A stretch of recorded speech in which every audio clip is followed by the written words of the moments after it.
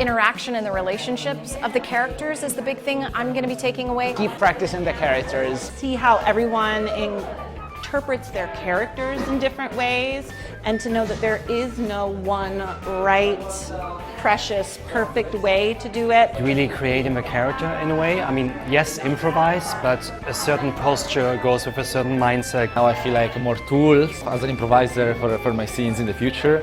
And I also love just this idea of subversion and what are these little nuggets for making something funny. So whether it's timing, rhythm, subverting the usual, repetition. So I will try to apply what I learned today, mostly related to physicality and voice work and characterization. Kind of find these archetypes that are within you already that you want to experiment with. I hope it's not the last time I see Chiara at work. I hope to learn more from her.